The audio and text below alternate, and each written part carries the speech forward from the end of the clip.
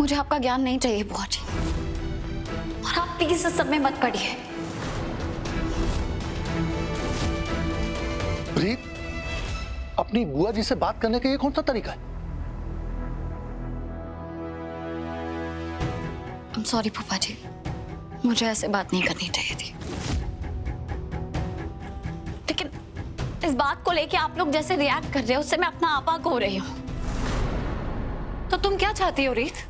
हम सब लोग कैसे रिएक्ट करें? तुम तो हर बात पे न्याय का झंडा लेके खड़ी हो जाती हो, चाहे फिर कितने ही रिश्तों की आहुति क्यों ना देनी पड़े।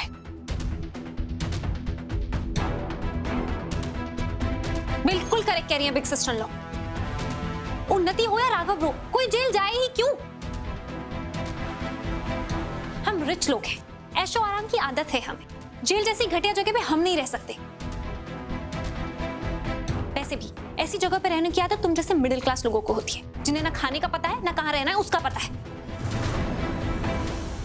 अमीर है आप, जेल में नहीं रह सकती, तो क्या आपको छूट मिल जाती है किसी की भी जान लेने की या कोई भी गलती करने की? और आप लोगों को क्या लग रहा है, अगर मैंने पुलिस को सबूत नहीं दिए या इस केस को रिपोर्ट नहीं किया तो उन्नति को अपने आप माफी मिल जाएगी? नहीं राघव, ऐसा नहीं होगा।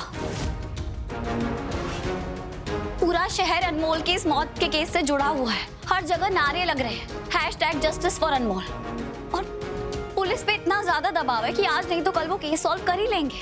तब क्या करेंगे आप लोग? दुनिया क्या करेगी वो हम बाद में देखेंगे। तुम कम से कम एक बार अपने परिवार का साथ देने की कोशिश तो करो। मैं गलत का साथ नहीं देती बुआ जी।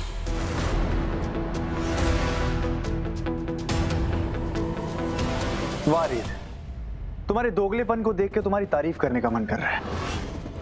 तब तुम्हारे भाई ने रिश्वत लेने का जुर्म किया था, तब कहां गई थी तुम्हारी अच्छाई और इंसाफ? तुमने ही कहा था ना, तुम घर गई थी ध्रुव से मिलने के लिए, पुलिस को अरेस्ट करने के लिए तुमने नहीं भेजा। लेकिन उन्हीं की बारी में तुम्हें इंसाफ और सच्चाई याद आ रही है, क्यों?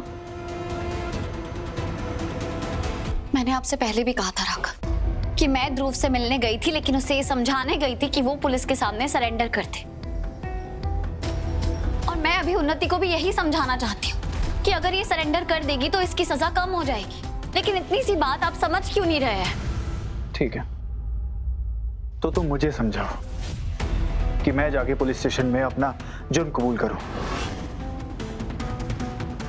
क्योंकि एक्सीडेंट मैंने किया है, उन्होंने नहीं। लेकिन मेरी बहन का पीछा छोड़ा, उसका इस केस से कोई लेना देना नहीं। बार बार एक ही बात बोलने से झूठ सच नहीं बन जाएगा राघव। वो बारी आप समझाइए ना, आपकी बात तो सुनेंगे। किसी को कुछ समझाने समझने की जरूरत नहीं है, मैंने अपना फैसला सुना दिया है, और तुम्हें भी जो फैसला लेना है तुम उसके लिए आजाद हो। तो कर लो जो करना है, चलो। नहीं राघव, ये क्या जिद पकड़ लिया आपने?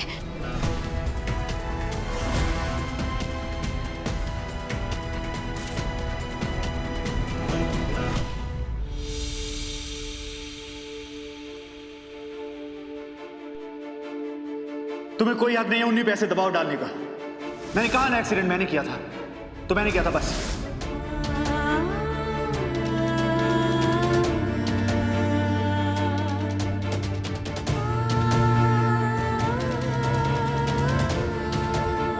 उन्नति का सारा कसूर अपने ऊपर लेकर आपने कितनी बड़ी उलझन में डाल दिया मुझे राघव।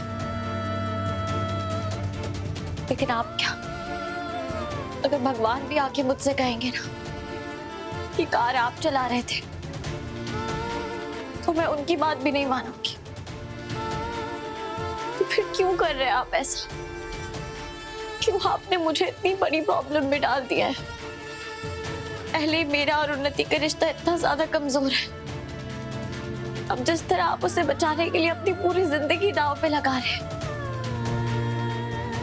उससे तो हमारा रिश्ता और मैं पूरी तरह डूब जाएंगे।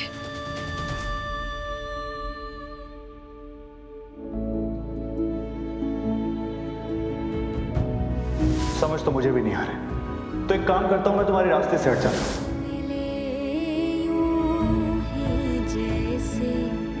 जाने अनजाने हम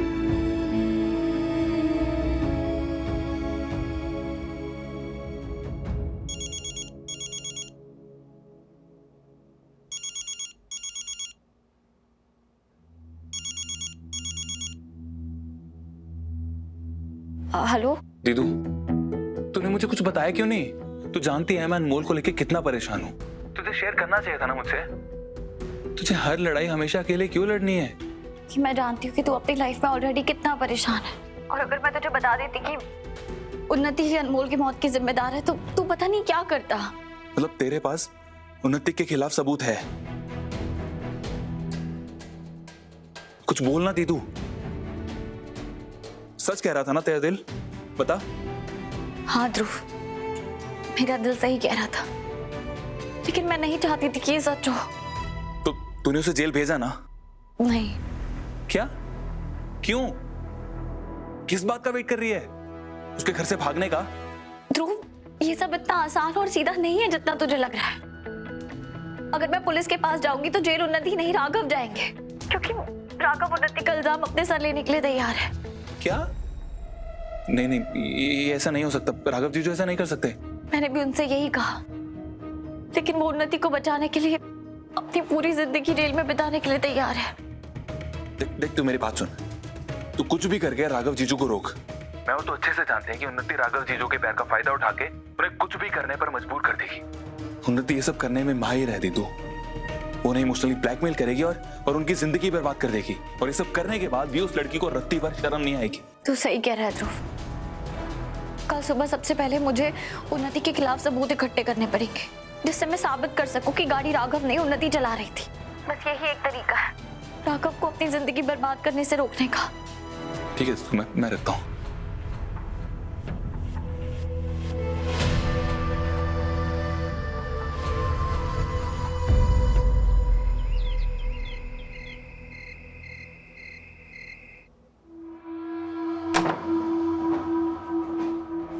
मुन्नी, क्या कर रही है? भैया, आपने जो मुझे एंटी एंजाइटी की पिल दी थी ना, उसका पूरा बॉक्स का है।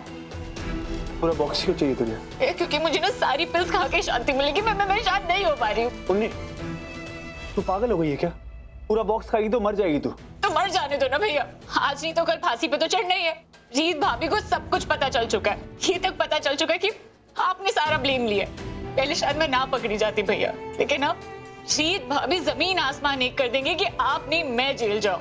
भैया, आपने ना अपने ऊपर ब्लेम लेके ना सबसे बड़ी गलती कर दी है। मेरी बात सुन, शांत हो जा। रीत के पास कोई प्रूफ नहीं है कि एक्सीडेंट तूने किया था, और जब तक उसके पास कोई सबूत नहीं है तेरे ऊपर कोई खतरा नहीं है। अगर सबूत मिल गया तो हमें जब लगा ना कि रीत भाभी ये नहीं कर सकती, उन्होंने हमेशा वो करके दिखाया। उन्होंने तो आपकी कार में से डैश कैम की फुटेज तक निकाल ली। अब आपको ऐसे क्यों लगता है कि वो रुकेंगे भैया? तू क्यों चिंता करती है? मैं हूं ना, तेरी ढाल बनकर तेरे सामने खड़ा हूं, और मैंने वादा किया है ना तुझसे, तुझे कभी कुछ नहीं होने दूंगा।